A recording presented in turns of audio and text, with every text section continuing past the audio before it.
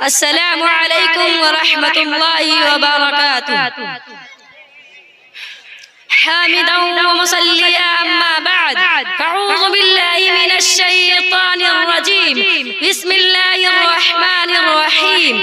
इन्नल मुस्लिमीन वल मुस्लिमात वल मुमिनीन वल मुमिनात वल क़ानितीन वल क़ानितात वस सादिक़ीन वस सादिक़ात वस साबिरीन वस साबिरात वल ख़ाशिईन वल ख़ाशिआत वल मुतसद्दिक़ीन वल मुतसद्दिक़ात वस साइमीन वस साइमात वल हाफ़िज़ीन फ़ुरूजहुम वल हाफ़िज़ात वज़्ज़ाकिरीन अल्लाह कसीरन वज़्ज़ाकिरात अअद्दल्लाहु लहुम मग़फ़िरतन व अजरन अज़ीमा।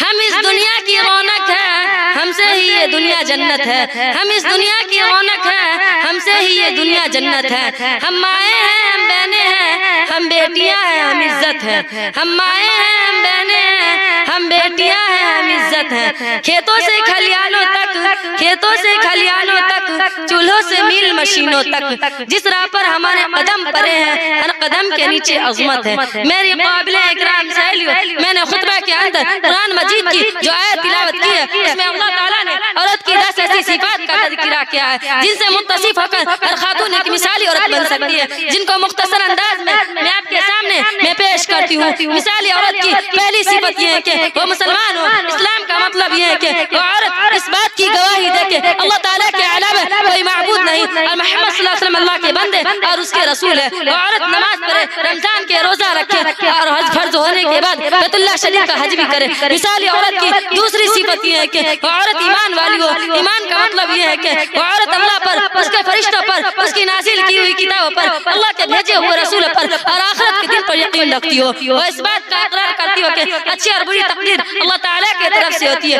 वो इस बात पर भी यकीन रखने वाली हो कि हर इंसान को मरने के बाद दोबारा जिंदा होना है। मिसाली औरत की तीसरी सिफत यह है कि वो इबादत गुजार और फरमाबरदार हो, अल्लाह ताला के सामने अपनी पेशानी को झुकाने वाली हो, अल्लाह की मोहब्बत से अपने दिल को मनवर करने वाली हो, अपनी ख्वाहिशात पर अल्लाह की इताअत को तरजीह देने वाली हो। मिसाली औरत की चौथी सिफत यह है कि वो खुशी और गम, अमन और खौफ, राहत और मुशक्कत, खुशहाली और तंगदस्ती, तमाम अहवाल में सच बोलने वाली हो। अपने और पराए, दोस्त और दुश्मन, फकीर और गरीब, हर एक के साथ सच्चाई और दयानतदारी का मामला करने वाली हो। उसकी जिंदगी सच से इबारत हो, उसकी सच्चाई की लोग मिसाल देते हो। मिसाली औरत की पांचवी सिफत यह है कि वो मुसीबतों और परेशानियों में शिकवा शिकायत, अजीज़ और फजा के बजाय सब्र करने वाली हो। इस्लाम के खातिर हर किस्म की कुर्बानी देने को तैयार और मिटने का जज्बा रखती हो।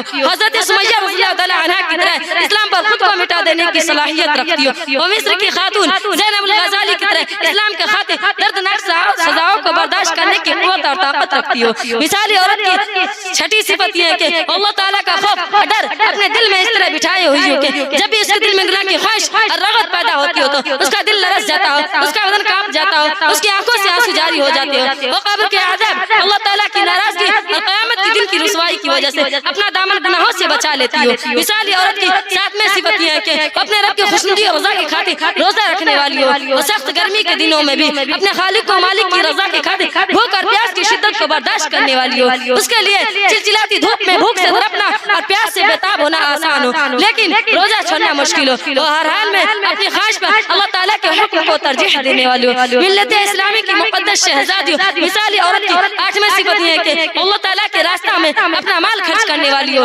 अपनी गहरी कमाई अपने रब के रास्ते में खर्च करने को बाइज़े सवाब समझती हो। आप सल्लल्लाहु अलैहि वसल्लम का इरशाद है, इन्ना सदक़त लतुत्फ़ी ग़ज़ब रब्बि व तदफ़अु मीतत अस्सूई, कि सदका करना रब के गुस्सा और नाराज़गी को खत्म करता है, सदका करने वालों को बुरी मौत से बचाता है। मिसाली औरत की माशाअल्लाह।